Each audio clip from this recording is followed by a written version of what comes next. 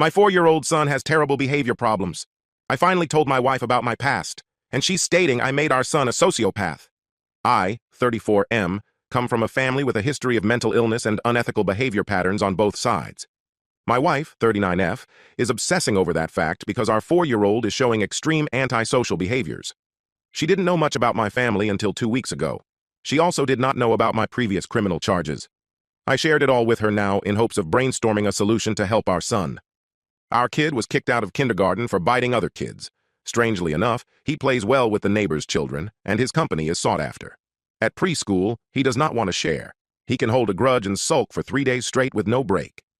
Incidents as small as running out of his favorite flavor of ice cream can set that off. He likes kicking anthills and crushing insects. I can best describe it as a strange and intentional fascination with putting others in discomfort or disturbing the balance of things. My wife has sobbed multiple times for hours in my arms about this situation. We don't know why he's doing any of this. We're trying to reach him in warm conversations, but he's playing his own game where we are fools. We were talking in bed one evening when our childhood behaviors came up. We wanted to know if we could ask our parents how they dealt with us. Up to that point, she thought we were both extremely well-adjusted, so what worked for us must be good. I decided to tell her about my past. The reason I hadn't done so earlier was because I was putting it all behind me. But I'm also very concerned for our son, and the filter came off without me realizing. As a child and up to my 20s, I also exhibited sociopathic traits. I remember searching other kids' backpacks and stealing money when I was 9. I'm not sure where I got the idea. At 25, my employer wanted to press charges against me for fraud. I'd lied about going to an Ivy League-level university when I didn't attend any, then proceeded to mismanage major projects while admittedly creating toxicity. There are many other incidents in between. For a few years, I lived under a completely assumed identity and false backstory for a reason I can't quite say, except the thrill of it. Lying has always come naturally to me as an amoral tool for navigating situations. My wife made a good point that my surroundings could have caused that behavior, but our son has had a very sheltered life. My Uncle Jeff is a sociopath. He's never treated people with respect and was jailed for fraud. My Aunt Kate is a psychopath whose 2 eldest children no longer speak to her. They report horrific abuse while growing up. That's my mom's side. My mother has APD. She has an extreme lack of empathy and a tendency to cause conflict. She would often talk behind her friends' backs to me when I was growing up. She always seeks control and lacks self-awareness. My mother has not sought a diagnosis because she is a religious fanatic who does not believe in mental illness. My dad seems rather normal. I'd say he's the most well-adjusted of every member of my family, immediate and extended. On my dad's side, 2 cousins suffer from psychosis and schizophrenia. Our culture is one where infidelity is frowned upon and tends to cause divorce, but 3 of my dad's 4 brothers have children out of wedlock. Maybe it's not hereditary and it's generational trauma. But I've worked hard to reverse my negative traits.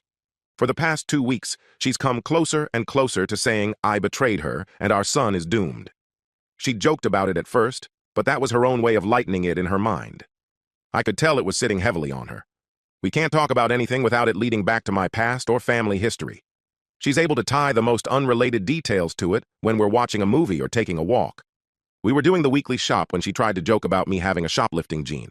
As it happens. Yes, I did have a shoplifting habit for a while as a schoolboy. That's something I'd kind of buried in my mind. I had that nostalgic ecstasy when you remember a period after forgetting it entirely for years. I thought we were carrying on with the chit-chat, so I started recounting the details as they came to me. She turned serious all of a sudden and said, "This is a serious issue and it's like she doesn't know who I am." She started saying our son is in serious trouble and needs help, and if she'd known, she could have sought help for him when he was extremely young, but she didn't because I never told her, and that was unfair to her and an evil thing to do. I lost my temper and screamed that she must not be smart to have married a sociopath and not realized all this while. Clearly, I've changed. And the whole thing seemed worth a look in the beginning, but now it seems like voodoo thinking to me. She hasn't spoken to me for hours. When I approach her, she faces another direction or tells me to get away. Am I the asshole here? Update. I need advice to resume control of my marriage ASAP. I'm currently at a loss. My wife, 39F, will not speak to me. 34M. And I fear this might be difficult or impossible to get back from. 2 weeks ago, I told my wife that my family has a history of mental illness, antisocial behavior, and trouble with the law. I want to emphasize that I shared this information of my own accord when I could have kept it private. Somehow, that seems to be getting lost in her viewpoint. So now, she's making me out to be the bad guy for telling her things. So much for honesty. Basically, she pushed too far and insensitively on this issue, and I ended up screaming at her in the shop yesterday. She hasn't spoken to me since. The background is this. Our 4-year-old boy has been causing issues at home and preschool. He has been biting other kids. He laughs at others being in pain or discomfort. He likes kicking anthills and squashing bugs. My wife said he stares at their insides after crushing them, but I've personally not noticed that. Once, when another kid fell and started crying, my son's reaction was to go over and hit him. These behaviors are odd to me too, but I don't think they are very alarming. One incident with my son taking a knife from the kitchen and apparently threatening to stab my wife my wife has wept over this multiple times, and I've comforted her and assured her it will be okay. One evening 2 weeks ago, we were in bed talking about our own childhood problems. Hers were nothing concerning. Mine are worse, but she didn't know them. I didn't necessarily hide them so much as put them behind me. Given our son's potential condition and my intense desire for him not to follow the path I did for a while, I told her some details about my history. I was troublesome from childhood up to my 20s. An employer once wanted to press charges against me for fraud, after I lied that I went to an Ivy League level university and was given projects I frankly was not equipped for. I mismanaged them, cost the company money and opportunity, and rubbed many colleagues the wrong way. That's when I was 25. At 9, I searched other kids' backpacks and stole money. I'm not sure why I did that, because I got some from my dad. I also spent a few years living under a false identity and history for no real reason, than I guess the thrill of getting away with it. There are countless other incidents, so many that some come to me as long-forgotten flashes. Again, this is my past, and no longer who I am or how I think. It's all 100% behind me. My wife also asked about similar patterns in my family. On my dad's side, multiple individuals have schizophrenia, psychosis, and long-running issues with impulsive and manipulative behavior. On my mom's, one of her siblings is a known abuser and conflict monger who successfully alienated her 2 oldest kids to the point of no contact.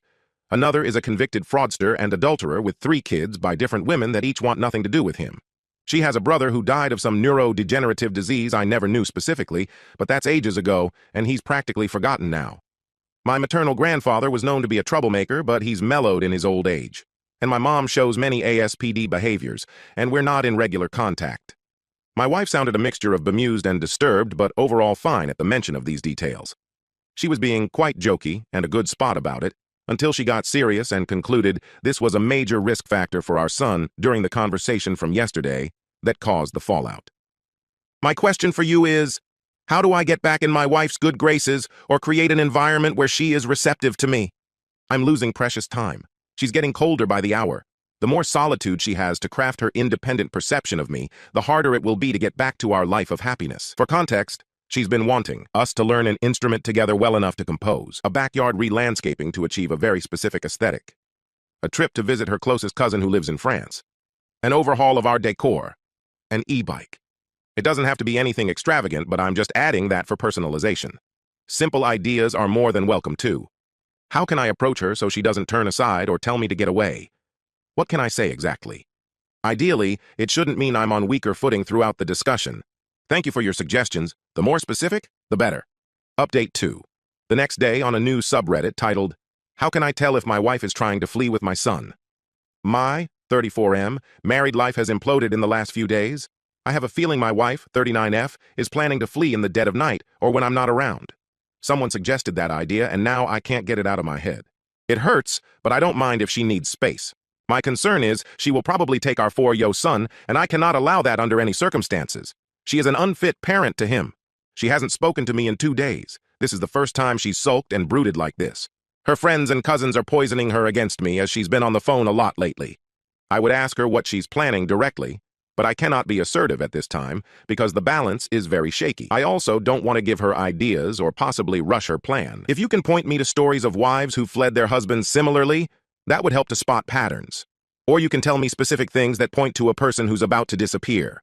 And if I'm sure she's planning to abduct our son, I want to be able to flee first so our kid is in my care. At the same time, I don't want to make that move wrongly as it would escalate the conflict. Long term, I would like us to be a happy family again. But this is a turbulent time and I need to secure some leverage, especially regarding our son. She has also proven unable to parent him effectively and will probably cause him permanent damage. It's in our son's best interests to be with me. Thanks for your answers. I consider this post inconclusive due to OP's account being suspended. OP keeps making new accounts to comment that this was all fake and a performance art piece.